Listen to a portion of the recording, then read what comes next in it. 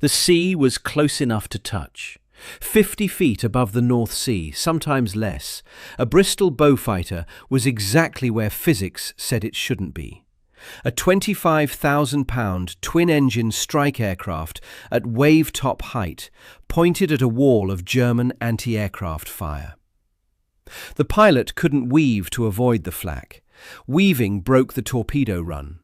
He had to hold the line and close the distance while the escort ships concentrated everything they had at an aircraft flying at the same elevation as their own gun decks. The torpedo itself dictated the geometry. An 18-inch Mark XII aerial torpedo, released from the centreline hardpoint, needed a specific combination of height, airspeed, and standoff distance from the target. Close enough to run true, far enough to stabilise after water entry. Too low or too fast, and the weapon skipped across the surface or buried itself in the seabed. Too high, and it entered at too steep an angle and ran erratically. The Torbeau, the torpedo-carrying Beaufighter, the aircraft its crews named after the job it did, had to thread that parameter while the navigator in the rear bubble called out bearing corrections and the gunners on the ships ahead found their range. The navigator sat far back in the aircraft's fuselage, in a cramped observation station where the original Beaufort's dorsal gun turret had been, with a view that was primarily sideways and backward. During the attack run, the pilot was largely isolated from him by noise and separation. The intercom connected them. At 50 feet over open water, with fire coming in from 3 directions simultaneously, the intercom needed to work. The pilot pulled up after the torpedo was away. At 50 feet and 300 miles per hour, the mast of a 4,000-ton ore carrier cleared the underside of a Beaufighter's wings by a margin measured in feet when the geometry worked. When it didn't work completely. The North Coast's strike wing lost 120 Beaufighters and 241 aircrew killed or missing across its operational life. Just that one wing, one of several operating across the North Sea and Norwegian coastal routes. Those men flew this profile repeatedly, in freezing North Sea air, against armed escorts in all weather, for a campaign the British public largely didn't know was happening and has largely forgotten since. The title of this video claims the Beaufighter sank more ships than the entire U-boat fleet. That's not accurate, and treating the audience as unable to handle a correction would be its own kind of condescension. German submarines sank approximately 2,700 ships across the Second World War, somewhere around 14 to 15 million tons of Allied shipping. RAF Coastal Command's full anti-shipping campaign, from the first inadequate Beaufort attacks of 1940 to the strike wing operations of early 1945, sank 366 German transport vessels, totaling 512,330 tons. The U-boats remain by any tonnage comparison among the most destructive naval weapons in history. The gap between those numbers isn't a rounding error. The Beaufighter's story isn't a tonnage competition with the U-boats. It's a different story.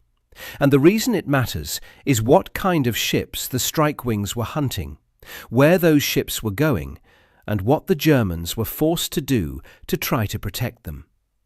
Christina Gulter, an academic historian whose 1995 book on this campaign carries the title A Forgotten Offensive, was right about both halves of that description. The campaign was forgotten because the men who fought it were the RAF's institutional afterthought from beginning to end. In November 1940, A.V. Alexander, the First Lord of the Admiralty, described RAF Coastal Command publicly as the Cinderella Service. He put the phrase into circulation as a complaint about Air Ministry priorities, an unusual move for a senior wartime official, and a measure of how completely frustrated he'd become. The Air Ministry was concentrating resources on fighter command and bomber command. The Maritime Force, the command responsible for protecting Britain's sea lanes and interdicting Germany's coastal supply routes, scraped by on institutional charity. The mechanics of that neglect are specific and documented. When Coastal Command was formally established in 1936, one of the three commands created when the RAF was reorganised alongside fighter and bomber commands, maritime aviation had been politically inconvenient for nearly 20 years. The interwar RAF had been built around strategic bombing doctrine. Coastal Command, whose function was to patrol grey water and attack coastal shipping, didn't fit that doctrine. Maritime air units never made up more than 12% of British air strength through the expansion schemes of the late 1930s. Even as the RAF grew toward 2,549 aircraft under the most ambitious of those schemes. Bombers received no less than 50% of the resources across all expansion schemes, averaging 57% over the full programme. When the war started in September 1939, Coastal Command went to war with 298 aircraft on its order of battle, of which only 171 were operational. Its squadrons included Vickers Wildebeest biplane torpedo bombers that had been obsolete since the early 1930s. The command had no airborne depth charges and no established doctrine for anti-submarine warfare. By June 1940, its operational strength briefly reached 612 aircraft, but they were drawn from 11 different types, causing constant training and conversion problems, and most were unsuitable for maritime operations. By June 15, 1940, a further 15 squadrons were to have been handed over to Coastal Command.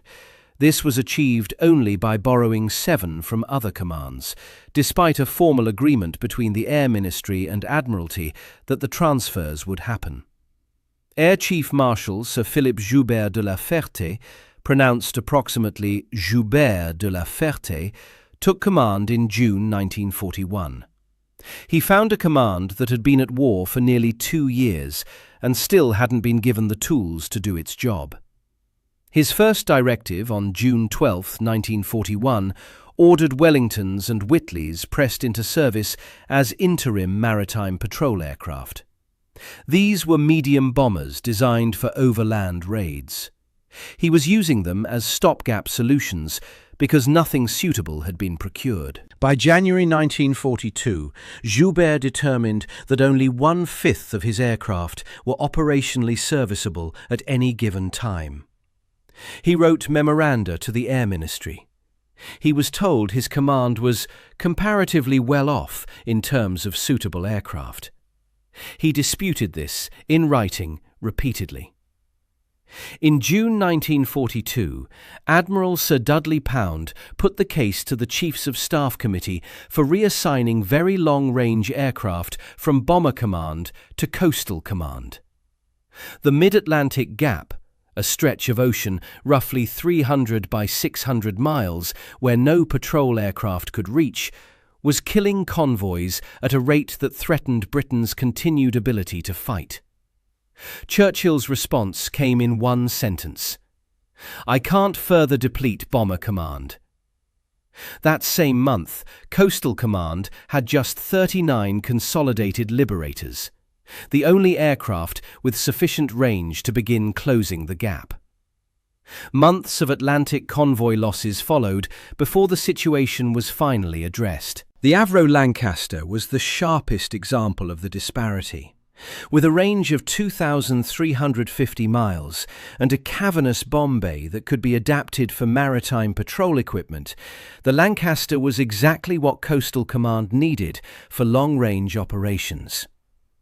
The Chief of the Air Staff, Portal, declined to transfer it on the grounds that the Lancaster was the only aircraft capable of carrying an 8,000-pound bomb to Berlin. Maritime patrol, apparently, was someone else's problem. The RAF's official history subsequently omits the Lancaster from its list of Coastal Command aircraft entirely. A clean, bureaucratic solution to the awkward question of why an aircraft with 2,350 miles of range was never made available to the command that most needed range.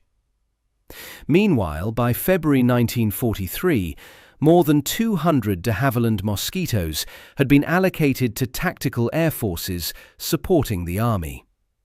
Schlesser, who succeeded Joubert as Commander-in-Chief in early 1943, wrote to the Air Ministry pointing out that Mosquitoes were flying army reconnaissance missions while merchant shipping burned in the Atlantic. By his tenure, Schlesser had 850 aircraft, but felt that in terms of quality he had been poorly served.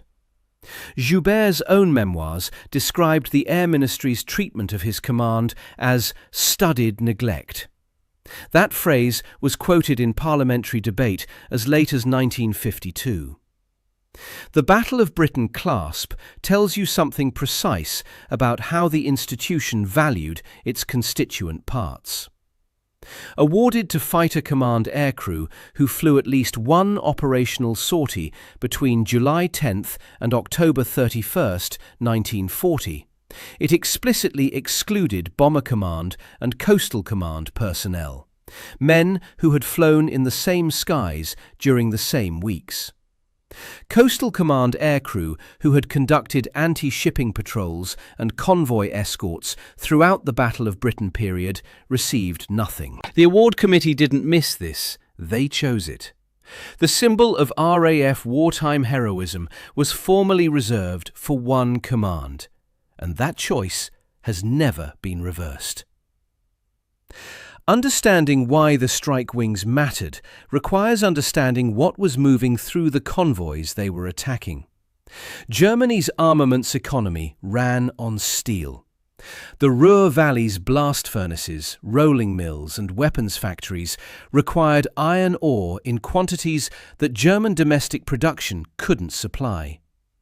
German ore was also lower grade than the material available from Scandinavia, meaning furnaces needed more of it per unit of iron produced, which compounded the volume shortfall. Swedish ore from the mines at Kiruna and Gällivare in Lapland was higher grade and had become structurally essential to German steel production. Between 1933 and 1943, Swedish supply accounted for approximately 43% of Germany's total iron ore procurement. Germany's domestic production covered roughly 28%. Grand Admiral Raeder, head of the Kriegsmarine, reportedly concluded it would be utterly impossible to make war if that supply was severed. The steel that armoured tanks, the iron cast into 88mm gun barrels, the material for U-boat pressure hulls, the supply chain for all of it ran through Swedish mines, Norwegian and Swedish ports, and the coastal sea lanes that North Sea Beaufighters were attacking. In 1939, Germany was importing approximately 10 million tons of Swedish ore annually. The movement ran in two seasonal patterns. From late spring through autumn, ships carried ore from the Swedish port of Luleå down the Gulf of Bothnia to German Baltic ports including Lübeck, Swinemünde and Stettin. When the Gulf froze between November and April, ore was railed west across the mountains to the Norwegian port of Narvik and moved south along the Norwegian coast, through the Skagerrak and onward through the Kiel Canal to German industrial centres. The North Sea coastal leg, the passage from Norwegian waters down past the Dutch coast, was the stretch the North Coast Strike Wing could reach from Lincolnshire. The Banff Strike Wing, operating from northeast Scotland, could reach the Norwegian section. Between the two wings, the entire accessible coastal delivery route was under sustained aerial attack. By 1943, Swedish exports to Germany had fallen to approximately 4.9 million tons, down from 8.7 million in 1939, a reduction of roughly 44% from peak. Multiple factors contributed to that decline, including Allied diplomatic pressure on Stockholm and general wartime disruption. But the disruption to convoy operations imposed costs that don't show up in tonnage figures. Every ore carrier that arrived late because its convoy had been sailing at night through channels designed for daylight navigation represented subtracted steel production at the other end. The connection between a Torbeau releasing a torpedo at 50 feet over the North Sea and a tank that was never completed in a Ruhr factory is a long chain of causation. It was a real one. The RAF didn't arrive at the strike wing without paying for the knowledge. The Bristol Beaufort, the torpedo bomber that preceded the Beaufighter in the anti-shipping role, represents one of the grimmer chapters in Coastal Command's operational history. The Beaufort was the RAF's standard torpedo bomber from 1940 to approximately 1943, a capable twin-engine monoplane that could carry an 18-inch torpedo with adequate range for North Sea operations. By the standards of the missions it was actually asked to fly, against German coastal convoys defended by armed escorts and increasingly by fighter cover, its limitations were lethal. Early Coastal Command anti-shipping doctrine sent Beauforts in small numbers or singly against heavily defended convoys. One aircraft approaching a convoy's 4 Postenboote escorts, armed patrol vessels fitted with 20mm and 88mm guns, had no good outcome available to it. The escorts concentrated all their fire on a single target. The torpedo had to be dropped under that concentrated fire from an optimal angle at the right height and speed against a moving ship while absorbing hits. The arithmetic of this approach produced a staggering ratio. In one documented period of early anti-shipping operations, 6 ships were sunk with 55 aircraft lost. Roy Conyers Nesbitt, writing in The Strike Wings, calculated that from 1940 to March 1943, all RAF commands combined sank just 107 enemy vessels from the entire anti-shipping effort. That figure represents 3 years of operations, a very long list of destroyed aircraft, and a very long list of killed airmen. The Channel Dash of February 11th to 13th, 1942, crystallized everything wrong with the existing approach. The German warships Scharnhorst, Gneisenau, and Prinz Eugen made their daylight run through the English Channel from Brest to German ports. Beaufort torpedo bombers attacked. None scored decisive hits against the major warships. The 3 ships completed the passage in full daylight, up the English Channel, within sight of the English coast. The tactical lesson had already been understood by the officers who'd been flying those missions. Uncoordinated torpedo attacks against defended targets were generating losses without commensurate results. Christina Golter's academic history of the campaign states it directly. Royal Air Force Coastal Command entered the Second World War without a defined anti-shipping doctrine. The war years saw, in her phrase, the reinvention of the wheel. Coastal Command relearning lessons about maritime strike that had existed in some form since the First World War, at the cost of aircraft and men. In July 1942, the order came down that low-level solo attacks were to be discontinued. The North Coast Strike Wing was forming 2 months later. The Bristol Beaufighter began its existence as a fighter development of the Beaufort airframe. Bristol's engineers took a part-built Beaufort off the production line in mid-1938, removed the bomb bay and bomb aimer position, shifted the engines forward on longer, more flexible engine struts, cut back the nose to rebalance the centre of gravity, and packed the resulting space with 4 20mm Hispano cannons. The prototype first flew on July 17, 1939. A production contract for 300 machines had been placed 2 weeks before anyone had confirmed the design was airworthy.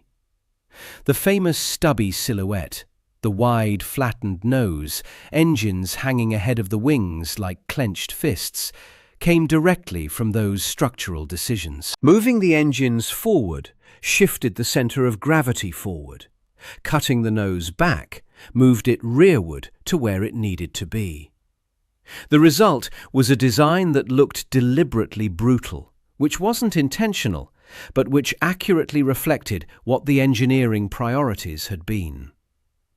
The Mark V variant, introduced in mid-1942, was the first Beaufighter modified to carry a torpedo. Crews referred to these torpedo-configured aircraft informally as Torbeaus, a compression of torpedo and Beaufighter that stuck.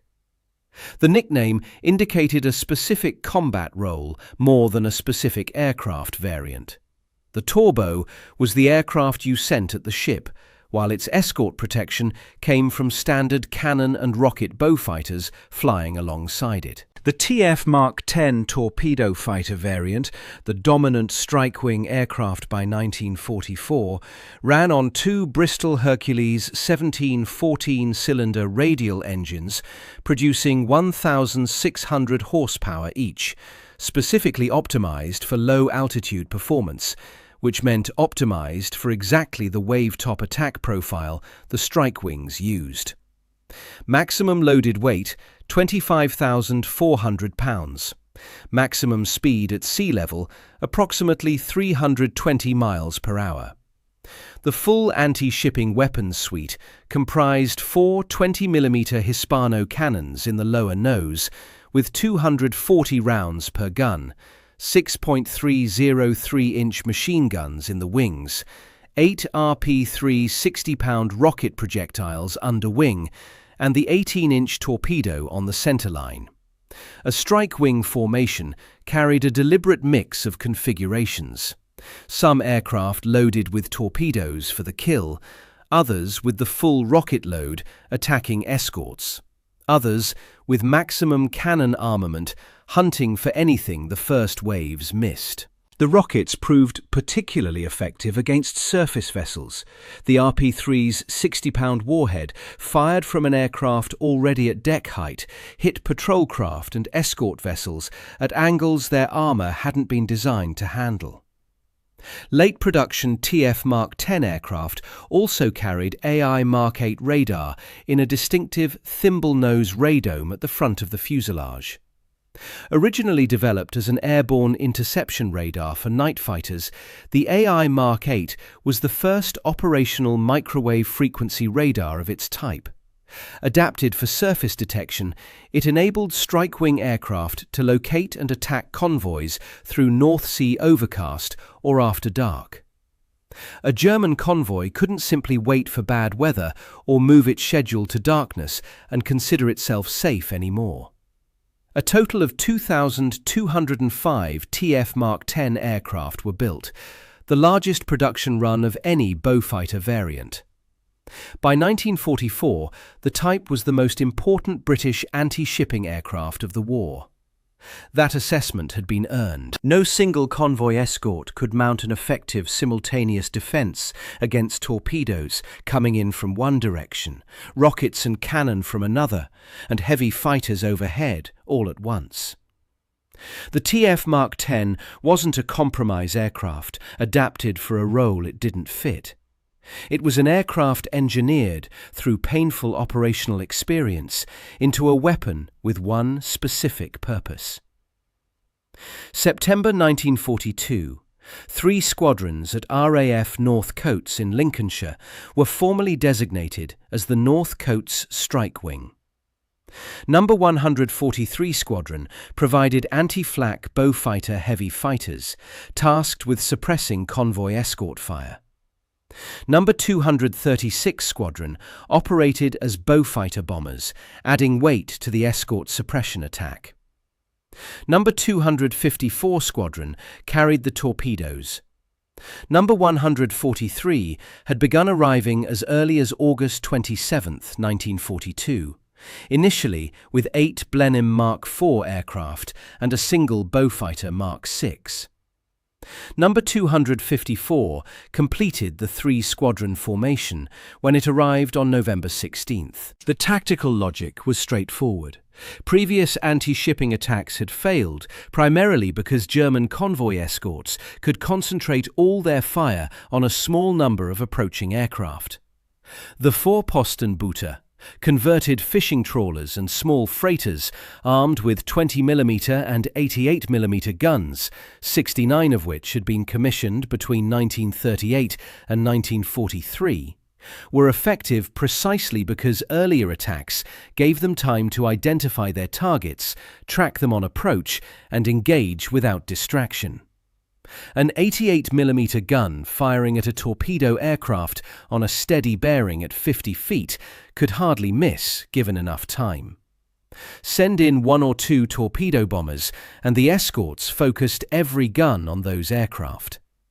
Send in 21 aircraft simultaneously, with one wave attacking the gunners on the escort vessels at the same moment the torpedo aircraft closed from a different bearing, and the escorts faced a choice that had no good answer. Engage the anti-flak wave and let the torpedoes run unmolested.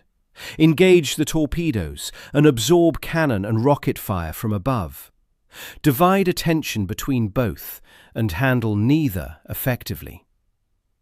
Roy Conyers Nesbitt, in The Strike Wings, identified the tactical figure later credited with analysing the November 1942 failure and developing the revised approach as operating within the North Coats structure, recognising that the key variable was timing, and that timing could only be achieved through sustained, specific training rather than general operational readiness. The wing tried the doctrine for the first time on November 20, 1942. Beaufighters from 236 and 254 squadrons attacked a German convoy of 12 to 16 ships off the Dutch coast. The two squadrons lost contact with each other en route. The coordination that made the doctrine work failed at the execution level. They arrived without synchronization, and the Germans had Focke-Wulf FW-190 fighters waiting as additional convoy escort. A complication the wing hadn't anticipated. 3 enemy ships were hit. 3 Beaufighters were shot down. 4 more were so heavily damaged they barely made it back to North Coats. The wing was withdrawn for intensive retraining. The pilots and navigators spent the following months drilling the single thing November had demonstrated they needed: precision timing. A strike wing attack functioned only if the anti-flak aircraft and the torpedo aircraft arrived over the convoy within seconds of each other, close enough that escort gunners couldn't shift from one threat to the other before both were already past. Getting that sequence right over featureless grey water, without radio communication to preserve surprise, with the target moving, with weather variables compressing or stretching transit time, against an enemy that had already seen the technique once and adapted. This was the problem that winter retraining in 1942 to 1943 was solving. On April 18, 1943, the wing returned to operations with 21 Beaufighters, 9 Torbeaus from number 254, 6 bomb-armed aircraft from number 236, and 6 anti-flak fighters from number 143. Fighter Command provided Spitfire and P-51 Mustang escort. The attack targeted a German convoy off the Dutch coast. The anti-flak Beaufighters hit the Vorpostenboote first, cannon rounds and rockets tearing through gun positions in the opening seconds. Number 254's Torbeaus came in from a different bearing simultaneously, low over the water, each aircraft holding its line under fire already fractured between 2 simultaneous threats. 2 German M-class minesweepers were set on fire. An armed trawler was damaged. 2 torpedo hits struck a single merchant vessel, leaving it listing and burning. According to Nesbitt's account in The Strike Wings, that vessel was later identified as the Hög carrier, a Norwegian-registered vessel of 4,906 tons. A crew member from number 254 recalled that the wing learned later she was the Hög carrier, which subsequently sank. 21 aircraft had attacked, 21 returned. Only 2 or 3 sustained slight damage. The contrast with November was the point. The doctrine, executed with the timing it required, worked. The German Navy's response to the strike wings is documented in Nesbitt's operational history and in Golter's academic treatment of the campaign, and it reads like a force methodically reorganizing itself around a threat it couldn't eliminate. German convoys increased the number of Vorpostenboote assigned per convoy and up-armoured those vessels specifically to handle coordinated attack. The composition of a defended convoy by mid-1943 could include multiple armed escort vessels carrying 88mm guns, the same weapon that had made the 88 famous as an anti-tank gun, being deployed here on the North Sea to swat aircraft from the sky. The Luftwaffe deployed Focke-Wulf FW-190 fighters to provide dedicated escort for Norwegian coastal convoys, committing a fighter defence resource over coastal waters, where no such commitment had previously been necessary. Convoy routing shifted to move ore traffic through the Kiel Canal toward Emden, rather than through more exposed coastal passages, adding time and navigational complexity to every delivery cycle. Night sailing became standard practice for convoys in the strike wing's operational range, reducing the window for visual attack, but creating new hazards for vessels moving in darkness through channels they had previously transited in daylight, and one that the TF Mark X's AI Mark VIII radar partially negated anyway. When a naval force increases its convoy escort density, deploys single-engine fighters over coastal waters for the first time, rewrites its routing protocols, and shifts its entire supply movement schedule to darkness, that isn't the response of a command that considers the threat negligible. Every Vorpostenboot added to a convoy was a vessel not available elsewhere.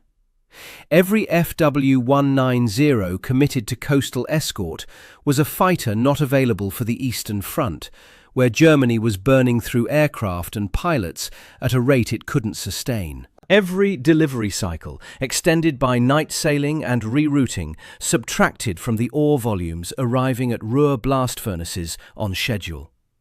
Over a single 10-month period in 1943, strike wing tactics put 27,000 tons of enemy shipping on the seabed. The North Coast strike wing alone, across its full operational life, sank 117 vessels and over 150,000 tons of shipping, approximately half the total tonnage destroyed by all strike wings combined between 1942 and 1945, making North Coast the single most productive anti-shipping formation the RAF operated in that role. The price was 120 Beaufighters lost and 241 aircrew killed or missing. By 1944, operations had shifted north. Group Captain Max Aitken, eldest son of Lord Beaverbrook, the Canadian-born press baron who served as Churchill's Minister of Aircraft Production, a Battle of Britain veteran himself and a future Conservative MP, took command of the Banff Strike Wing in eastern Scotland. Born in Montreal in February 1910, Aitken had been flying combat since 1940. His operational brief at Banff was to apply strike wing tactics to the Norwegian coastal convoy route. Longer missions, harder weather, fjord geography that funneled attacking aircraft into predictable approach paths, and a German fighter defence that had concentrated into a shrinking perimeter as Allied forces pressed from the west and south. The Banff Wing operated from 4 airfields across northeast Scotland. RAF Banff and RAF Dalaki as the primary strike bases, with RAF Fraserburgh and RAF Peterhead providing additional capacity. Norwegian targets were 200 to 300 miles over open North Sea water, which meant longer exposure before reaching the target, less fuel margin for anything that went wrong en route, and weather that made the Dutch coast approaches North Coats had been working since 1942 look relatively benign. The transit routes ran northeast from Scottish bases, across open grey water to the Norwegian coastline, where convoys moved through fjords and coastal passages that compressed the approach geometry into channels the Germans had time to study and defend. By late 1944, the wing was flying both Beaufighters and de Havilland Mosquitoes. The Mosquito, capable of over 400 miles per hour, offering better survivability against German fighters in the increasingly hostile airspace over Norway. Number 143 Squadron transferred from North Coats to Banff in October 1944, converting from Beaufighter XICS to Mosquito 51S in the process. Number 236 Squadron, which had been part of the original North Coats formation since September 1942, continued strike wing operations until the wing's disbandment. The fundamental strike wing structure, anti-flak aircraft and torpedo aircraft in coordinated attack, remained intact, adapted now for the specific geography of Norwegian fjords and the German naval forces still trying to run ore convoys south as the Reich contracted around them. February 9, 1945, Black Friday. A Banff strike wing force launched against German naval forces off the Norwegian coast. The wing failed to make contact with its assigned fighter escort, the same coordination failure that had turned the November 20, 1942 operation at North Coats into a disaster, repeated now 89 days before Germany's surrender. Without the escort, German fighters met the attacking Beaufighters over Norwegian coastal waters.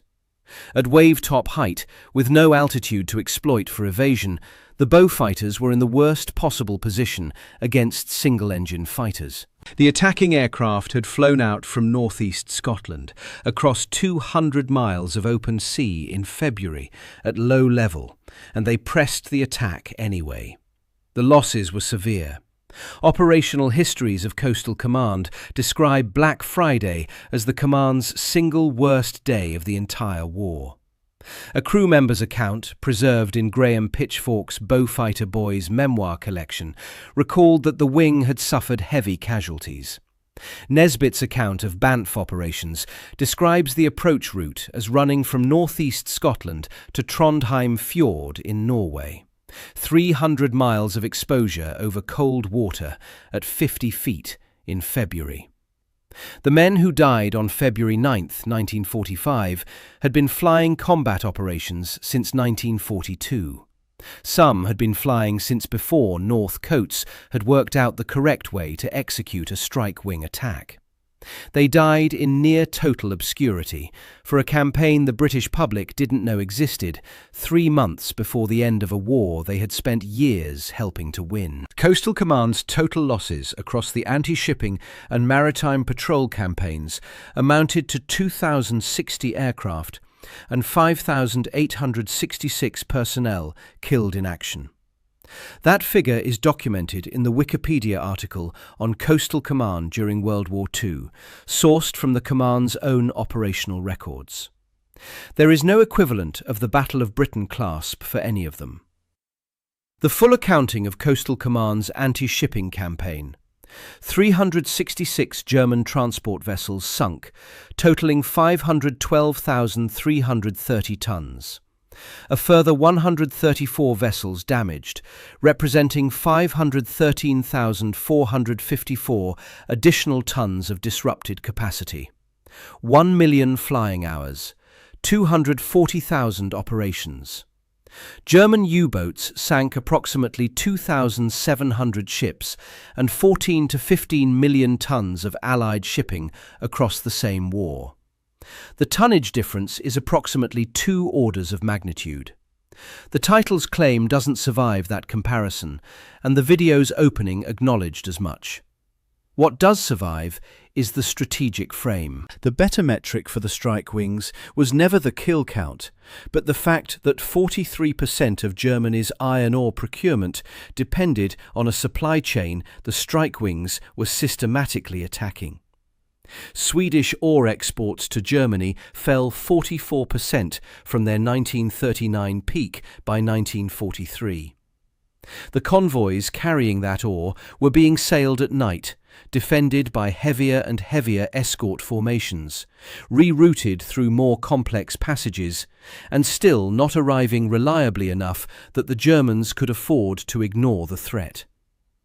The ore that didn't arrive, the steel that wasn't produced, the armour plate that was never rolled.